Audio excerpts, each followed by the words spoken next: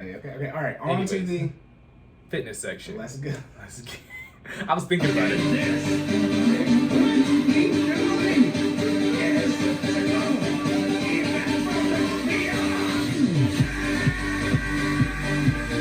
Also, the time did go forward an hour, so yeah. I don't know what. Oh, I know what's happening. The sun's been out. Our melanin's been activated. Let's go. It's overnight. Vegeta's superpowers back on. Do we have a black person thing? I know what I'm about to play. I'm not gonna be able to hear. Dang. I'm sorry. Oh, I know. I got it. Where's he at? Where's CJ at? Oh shit. Here we go again. All right. First fitness question. What is carbs? You know, the sun. What is the sun? Our vision. Look, he squinted. I squint. I know the question, and I still squinted at my eyes had to adjust. Oh gosh. What is carb cycling, and does it work? Okay. I asked this question. Yeah, apparently. You must have listened to this in some type of thing, and I noted it because I have no idea. I don't recall you don't typing this. Let's put it this way. It's been on our roster for me. I'm trying to clean out the back. We had a what's that thing called? Backlog. Thank you. We had a backlog of questions, so I'm pushing the bottom to the top so we can get those out the way. Jordan had a backlog of questions. I get through mine. Look. Listen, I was getting. I mean, that's good. I guess it's a good problem to have. I was getting some actual input from other people for questions that got placed at the top. So Cory's questions was getting put at the bottom. Now he gets input from people. Look. All right. Let's do that real quick. All right. Good question. What is carb cycling? So let's get into the start with the definition. Carb cycling is the process of varying the amount of consumed carbs based on the day and planned amount of energy expenditure, right? So straight like that. Hold on. I gave y'all the definition. I had to think about it real quick. I meant to put a star next to this. I got to rewind it back. So this is my disclaimer for this specific information, right? Thank you. This is my disclaimer for this specific information. I am a certified personal trainer, all right? NASM certified, National Association. Thank you. National Association of Sports. It's a bad day when your co-host knows what you're certified in and you don't. Anyway, National Association of Sports Medicine, certified personal trainer. I am currently not certified in nutrition, so all of this is my best educated guess. I have the life experience, do not have the certification, okay? So let me put that out there. The second part of this disclaimer, carb cycling is one of those things that, and it's a disclaimer / going back into the explanation, right? Carb cycling is one of those things you do on top of managing your macros and dieting appropriately, right? If you have not mastered that skill, go ahead and skip this episode. Put a star next to it. Come back to this section. You need to manage your diet appropriately. This is like one of those things. Again, we always make a video game reference. You get the initial skill set. This is one of those added skills. You get it as you play the game, but you don't need it to beat the game. Okay? You can go find this in a cave somewhere and get the extra armor and be leveled up and master it, right? But you don't need this to get to the end game. All right. So that being said, get your initial skill set together, tighten up, make sure we're getting ample amounts of sleep and recovery. Make sure, so a minimum of 6 hours, 8 is nice, but at least 6 hours, because you need to repeat that sleep cycle that happens you need to repeat that protein repair cycle that happens every 2 hours, at least 3 times. So that's where the 6 hours comes from. You need to master regular macro and micronutrient management, which is your diet, okay? Consume the appropriate amount of proteins, carbs, and fats, okay? Again, this is a skill that layers on top of that, so you need that for the foundation to do this. You need to be hydrating regularly. You need to be getting how many minutes of exercise a week, Cory? 30. A week. Oh, a week. Sorry, 150. Yes, sir. I was like, look, I know he good with the numbers, so I had to double back. 150, we good. Normally, you always ask me a day. I got you. My bad. I don't listen. Like I threw out the curve. Threw out the curveball today. You know I answer questions my way. I was like, yes, but no. Look at that. I was gonna say you're doing the same thing. You right answer, wrong question. Right. I've definitely done it. Yes. So 30 minutes of exercise 5 times a week for a total of 150. All right. So that is your initial skill set. Master those.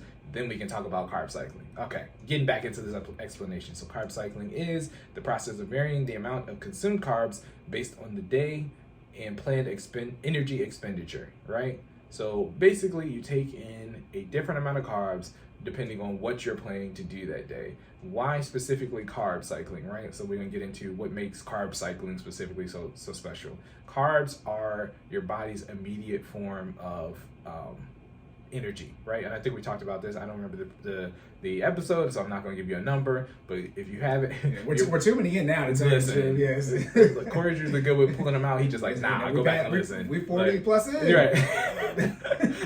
But there is an episode where we talked about this before. We've talked about macronutrients are. You got this. Come on, you got this. Magnesium. Nah, I got you. Okay. Protein. And. Wait, did you get carbs? Yeah. No. Okay. Yeah, and proteins, carbs, and not electrolytes. And come on, you always forget this one. Protein. What do you burn when you sweat? What are you trying to get off your body? Sodium. Fat. I can. And this is completely wrong. Completely wrong. Me, consider carbs and fat the same thing. No. I know. I don't care. I don't care. So carbs get turned into, okay, so I'll get you dive deeper into the technical process, right? So, and it actually ties into carb cycling, so it works out, right? Carbs get turned into glucose, and glucose does get stored as fat if it's unused. So you're not wrong technically, but as a macronutrient, they are referred to as two different things, right? You want to burn carbs. So the way your body works is it burns carbs. If carbs are not present, then it starts to burn fat. When it's used up all its fat repositories or fat stores, it will then start going through protein, right? You know the issue? What's the issue? I can't remember because in Pokemon, fat is not one of the options. Remember, you have calcium, you have the protein one. You're talking about. It's not one of those things. It's the stuff they use.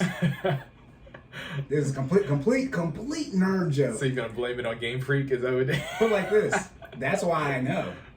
Like, I know calcium's good for you because it bumps up your special attack, and protein ups your attack. I'm dead ass. We don't got a special attack, but okay, I got you. I ain't mad at it. All right. You know, I've been playing Pokemon my whole life. That's why I first met the words. So I equated them with some type of boost. Yeah.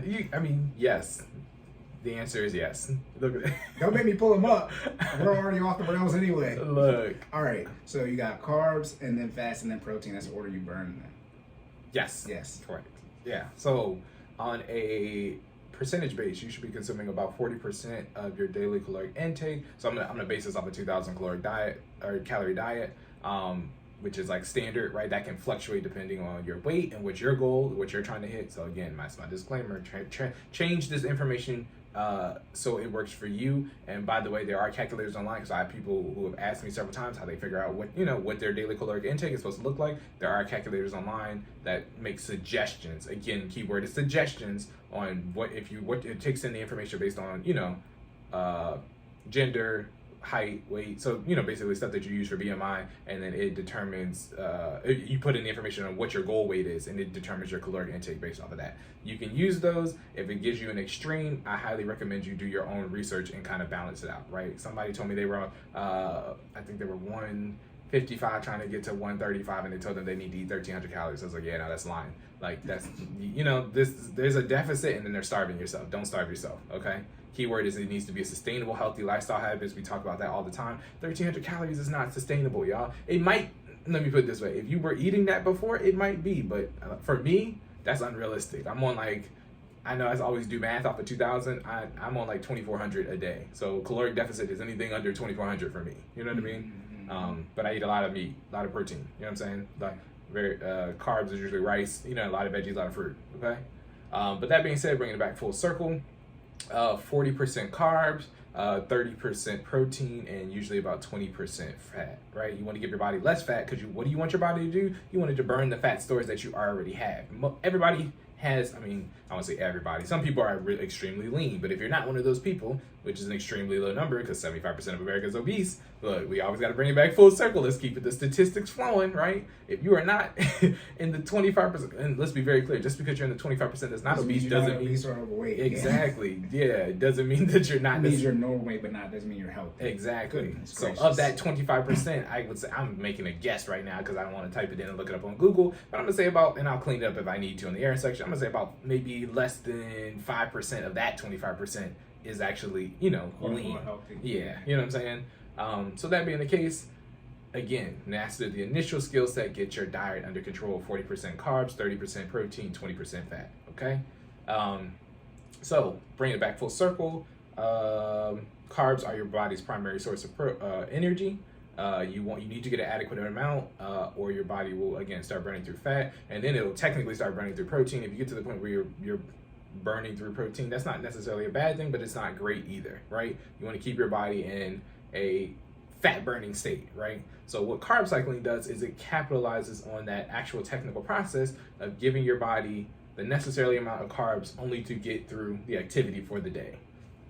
And that's more or less the bottom line up front of what carb cycling is. So, perfect example, we have a high intensity day on our Monday because we have a FinallyFit class, right? Okay. So we're going to do HIIT. HIIT is an hour of non-stop exercise, basically where you're trying to get your target heart rate to about at least 65% or higher. You know what I mean? You're basically pushing yourself. As Cory will tell you, if we do a HIIT workout, there's usually not a lot of breaks and a lot of heavy breathing. Your heart rate is accelerated, right? Because we're getting up there. It's constant burning, calorie burning state. If we are doing HIIT that day, and you are aware of it ahead of time, you want to get 2 to 2.5 grams of carbs for every pound that you are for your weight, right? So do the math, right? The average, I think I brought it up, but I think I haven't memorized. The average male weight in the U.S. is 199 pounds. We're gonna round it up to 200 for mass sake, and I think for women, it's 180 pounds. Okay, That's not good.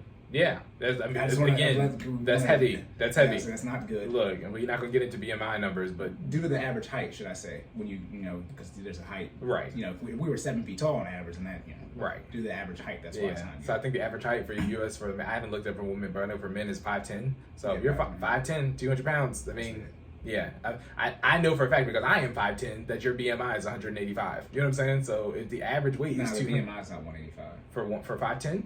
BMI. Your body mass index BMI is like 10, 20, 30. It can't be 185. No, let me be very clear. When I say 185, I apologize. I did the conversion in my head. Oh, okay. 185. If anything over 185 is considered that's obese. What the numbers. Okay, yeah. I was like, nah. That's, I know what you're talking about. My fault. It goes with cash like 40. Yeah, no. I apologize. So let me be very clear. Body mass index scales from 1 to, I want to say the highest is 32, if I remember correctly. Does that sound about right? It should be 40. It should be 40. Okay. Let me put it this way. It's a mathematical equation, but like obesity 3, I think is 40. Like, you know, 40 or 40 plus. I think anything over 32 is considered obese, right? So let me put it this way. We can pull up the numbers, but it's on a scale from 1 to 40 or less, right? Each one of those corresponds to, depending on your height, your gender, there is a number that corresponds to each category, right? Right. So I know for male, because again, this specifically fits me for males that are 5'10", for you to I don't want to say the index, but the weight that corresponds to you being obese is 185 pounds. Oh, okay. That's what I meant by 185. Like, so he was like, no. Corey was like, no, that's not it. Yeah. Not so if you are over 185 pounds and you're 5'10", you are technically obese, right? Yeah. And women's their height's 5'4". Say it again. Women's average height is 5'4". Gotcha. Okay. So then. Yes, I don't know the numbers for the women scale. I should probably know both. But it's relatively the same. Gotcha. Because you know the numbers are, you know, it's like 10. It's probably normal weight is 18 to 25 for men. Gotcha. So women, you know, it's not like there's 3. Gotcha. So okay. So bringing it back full circle, saying all that to say, if you are you're already obese, but if you're 200 pounds and you're a male and you're trying to carb cycle, and it's a high intensity day, you should have. You want to do the math numbers for you? Want me to throw it out? You said 2.5 times their weight, right? Yeah. Yeah, so it'd be 5. Yeah, roughly about 500. So 500 grams. Just to make sure you get my unit of measure right. 500 grams of carbs for the day, right? And that's for a high intensity day. And I know y'all probably like, dang, 500 grams. That's not a lot. It sounds like a lot. It's really not a lot. Most of you guys exceed that with, you know, the average pasta meal if you're eating out, because they give you more than one serving size, right? Most meals at restaurants, I think we talked about this before. You should, you know, if you're talking about the caloric deficit techniques, you're going to put half of your pasta away. Eating that remaining half will probably give you, you know, at least 200 to 300 grams of carbs, just on what's left in that meal. You see what I'm saying? Mm-hmm. So getting to 500 grams of carbs really isn't that hard to do. That being said, it's not even necessarily, well, it is. It's a combination of how many grams of carbs you eat, but also the type of carbs you eat. You also want to, there's a thing called a clean, like basically like clean fuel in your body, and then giving your body trash, right? You want to eat whole grains, okay? You want to eat your brown rice, your white rice. You want to make sure you're still getting in the other macronutrients as well. So it's not just carbs. You do need to still get in that protein. You do need to still get in those fruits and veggies. You know what I'm saying? So and the fats will naturally kind of come with the carbs, because I very rarely see carbs that don't have fat attached to them. You know what I'm saying? That's just how we cook. You know what I mean? Like you're eating carb, you eat pasta. What's your pasta got in it? Most of the time, it's got some meat. Your meat got fat. You know what I'm saying? And then the carbs themselves have are converted into glucose, and in that process, if you don't use it, it's turned into fat. You see what I'm saying? So carbs and fats are indirectly related, because one can become the other if not used appropriately, and that's usually how we end up being obese. So I was gonna say, is that why people say you get to eat less carbs to lose weight? Like carbs make you fat? Yeah, carbs don't make you fat. You're not using the carbs when you're consuming them. If you're consuming a resource at a rate faster than you can burn it off, then you're storing it. And if you're storing it, then you become fat. Does that make sense? It's a great discussion we have guests on. Yeah. Because people, that's what they say. They say it's not the carbs, but the non-fitness people want to know what the hell y'all be talking about. That's what I'm listening. The more I will say, because you go from one side to being the other. So before I became certified, the more knowledge I gained about a topic, the more a lot of the stuff that happens does make sense. I mean, I feel like that's anything. Right? That's how I feel about finance stuff. That's why everybody broke. Good God, y'all be out here, I'll be like, Jesus, you ain't no money. You can't have no money. Exactly. Not moving like that. You know what's funny? I saw a tweet the other day that was like, for people, I meant to send it to you. I don't know if I did or not. People who don't have kids, what do y'all be doing? Like what do y'all be doing? And I know I'm saying that as a new parent. Like I'm still in the process, soon to be parent. But like, what do y'all be doing? You're saying if you don't have kids, why don't you have any money? Yeah, like what do y'all be doing? I have money. No, I'm joking. I'm broke, but you know what I mean. Like that wasn't even. That wasn't targeted towards you. I know, but you parallel. No, I was like. Because I'm like, maybe. Pirouette pivoted. Looked at him. That's what I was hoping you was going to enlighten us on what they be doing, Cory. Because like, they ain't got no money. I've already said this before. I already said what people be doing. They do this. Everyone does the same thing. I said this on the Black Network episode. So I guess last episode. But I was like, people don't have money, and I'm like, and this is where I don't care. You can't do stuff. You really can't. And then so if you don't have money and you go do stuff, what are you using to do the stuff with? Debt. This is not an opinion. If you were not using your money and you're getting something, it's either you're getting it for free, right? You're committing a crime, or you're using debt. Why is this confusing?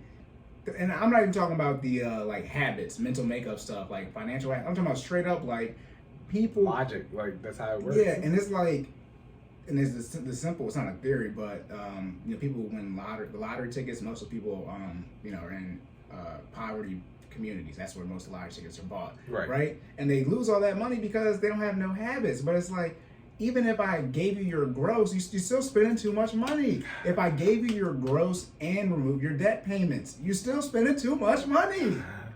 That's what I talk about. It's not how much you make, it's about how much you keep. Yep. And then somebody say, spending less money, right, isn't financial advice. Fine. Brokies in the front. Stupid. Yeah, I don't know. I mean, put it like this, and I mean, you probably see it now too. But how about this?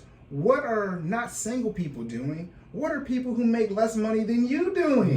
Spending more money than you. Don't make any sense. Yeah, because we don't make more money than everybody. We make more money than enough people. Right. And y'all be on our timeline.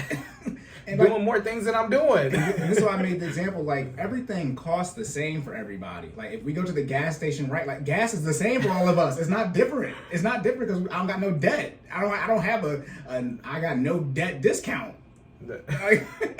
And so if you make less money than me and you have to buy the same amount of gas as I do and your expenses are higher and I see you essentially lifestyle traveling or whatever, it's like, you can't have no money. Then some of y'all got the nerve to do lifestyle activities that end up in procreation when you don't already have and then so now you got kids and you was broke before you had the kids and now you got kids. Listen, All right. Yeah. Anyways, I digress. Let me wrap up. I'm gonna let my man do his thing, right? But that tickled That's me. why I was like, that's what? what I also was gonna answer. I'm like, are you almost done? Look, 'Cause, like, yeah. I'm We can getting- wrap it up. Okay, so bringing it back. Carb cycling. All right. So again, an additional skill set to dieting, having your diet in control. It basically involves controlling the carb macronutrient, which is the number one source of energy for your body. So how does it work? I think the question was, what is it and does it work? Yes, it works if, the key word is if you have the necessary foundation underneath, right? So again, you have to already be in control of your diet, right? And you are actually using all the tools necessary for carb cycling to be efficient. What does that mean? You have to track your calories, right? You have to be, when you are consuming carbs or on a high activity day, keyword is high activity day. What does that mean? You have to actually work out. You have to work out. If you're carb cycling and you're not doing the other part of carbs, like, so you're consuming the carbs, right? Let's say you have a high intensity day and you're consuming an excess amount of carbs that day, but you're not doing the workout on the other end. You're by math and definition, you're not burning off the additional carbs that you consumed. And I just said carbs do what? They turn into fat and then are stored for later. So you are adding weight to your body if you are not doing the necessary amount of exercise to then make the carb cycling efficient. So, okay, I'm talking about the non-high intensity days, the low intensity days, right? You then give yourself what? Lower amount of carbs, right? Usually it's a gram, matches up like 1-to-1, a gram per pound. So you basically less than half of what you would give yourself on a high intensity day. Or you could even do less than that. Some people do no carb days, right? Where it's like, if I'm doing a low intensity day, what do I want to do? I want to finish off the carbs that that if I didn't, for whatever reason, use all the carbs left over, or the carbs that got turned into fat from the high intensity day, you want to burn that off. But in not giving your body carbs today, what is the next macronutrient up to get burned? Fat, right? So again, you have to use all the necessary tools in the foundation for carb cycling to be efficient. So you eat you eat the necessary carbs on the high intensity day. On the low intensity day, you either eat a significantly less amount of carbs, or you have no carbs, and then you still exercise, so your body then burns the fat, right? And that's pretty much a synopsis of how it works. Again, you have to be very efficient in dieting and very efficient in your exercise planning and being consistent, right? Because it's one of those things where a day or two could knock you off, or missing 2 days of high intensity could knock you off, because then you consumed, double the recommended amount of carbs for the day and haven't done any of the work to burn it off, right? So carb cycling is one of those things. It's exactly what it sounds like. It's a cycle, meaning it's a flow or a process that needs to be completed and then repeated for it to be effective, okay? And that pretty much wraps it up. Pros and cons. It is efficient. It does work if done correctly. Most people don't have the necessary skill set to do it correctly, so I personally don't recommend it, because half of you guys, again, don't have statistics.